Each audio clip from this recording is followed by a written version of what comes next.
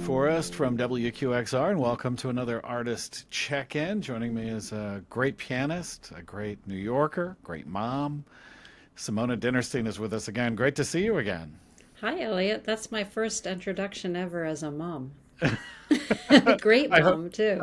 I hope that's okay. Well, I have to ask Adrian, but I think I hope I'm a great mom. We wanted to talk to you about your latest, not only recordings, but your latest performances as well. It's a little unusual. There's some multimedia going on.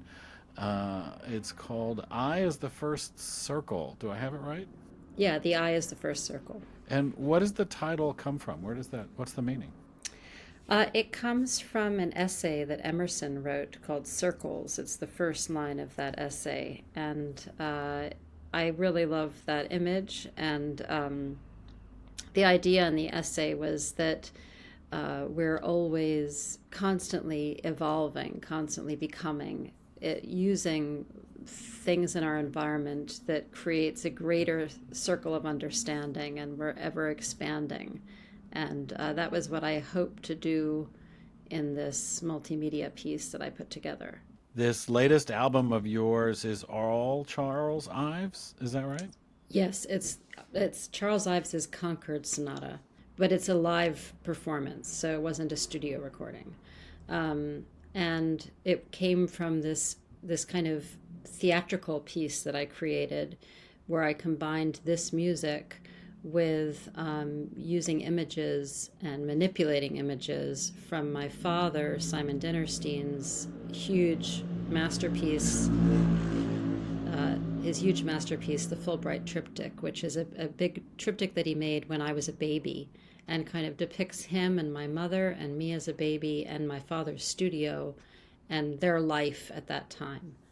So the album, The Eye is the First Circle, is the audio from that premiere of that piece. I've seen some of the images. I guess some of the video from the performances are on your website, right? So people Yes, can yeah. take a look at the visual material. How did having that visual material change the performance with you as a pianist, or did it? Oh, well, very much so. I mean, first of all, I very carefully coordinated how I wanted certain images to go with each part of the music. And and the music began, when I was performing it, began to be influenced by the images. So it was, it started one way with the music guiding the images, and then wound up having the music being guided by my father's painting. So it was a very interesting place to be, where I was sort of multi-sensory, basically. You timed the release to Charles Ives' 150th birthday. I know that some people hear the name Charles Ives and they're kind of like, what's this going to be? And some of it is really beautiful. What drew you to the music of Ives?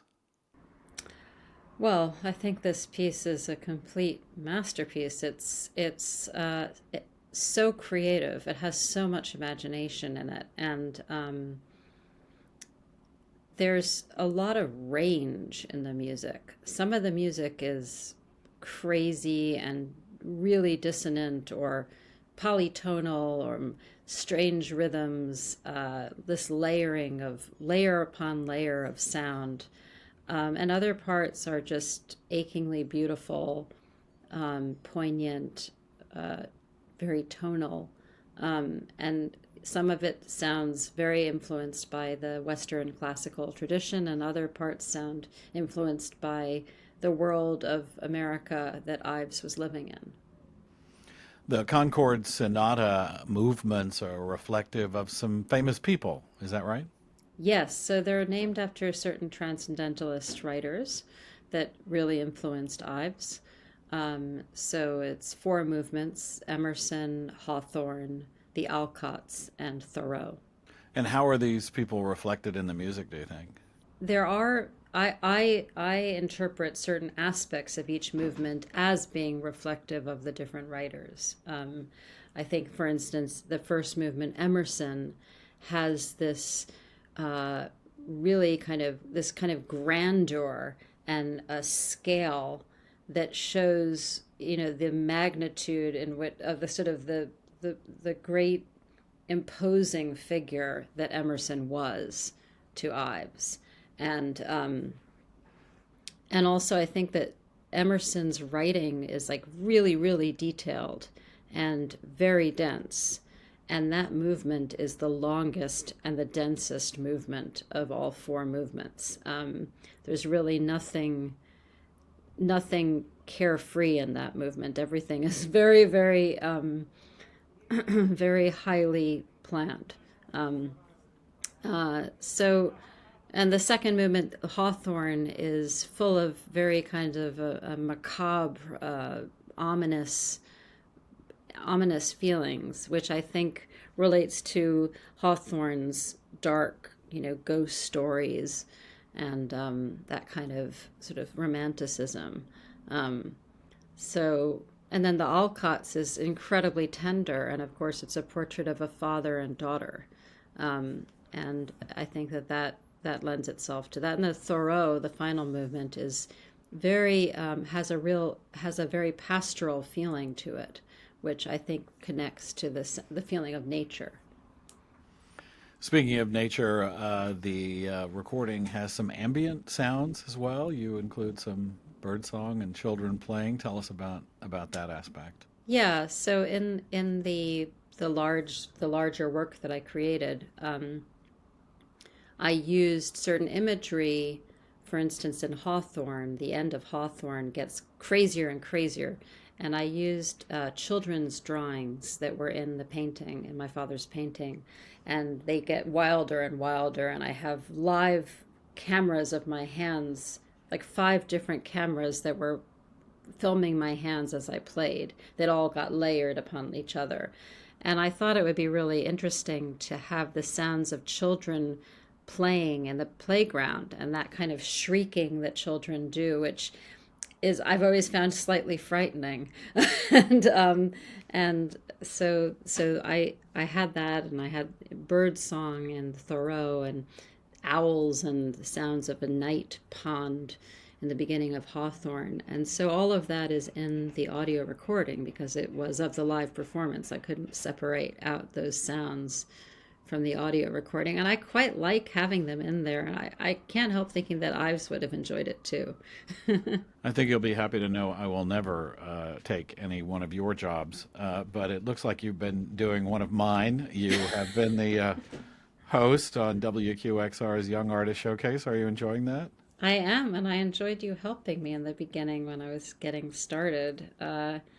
It has been wonderful. I think that radio is just a fascinating medium, and I really enjoy sitting in your chair and interviewing people. It's really interesting and fun and nice not to be the one performing. And hopeful and gratifying, I would hope. I mean, I just sort of see the level of play with the Young Artist Showcase and the level of all the young people that I deal with, whether it's Sphinx or the New York Youth Symphony. I'm just so impressed with the level of training, the level of teaching. Do you share that optimism and excitement? Oh, definitely. And I've also found it really fun to select who I want to have on each program. So that has been like to follow interests that I have, for instance, with young composers, or I did some one session or 2 sessions that were musicians who are children of musicians, like things that I find interesting. I've been finding that fun to seek that out, and I really like young people that are thinking outside of the box and sort of taking artistic choices themselves. The new album is called The Eye is the First Circle. Simone Dinnerstein, thank you so much. Always great to see you. Great to see you, Elliott. WQXR's Artist Check-ins are made possible with generous support from Rose Herschel.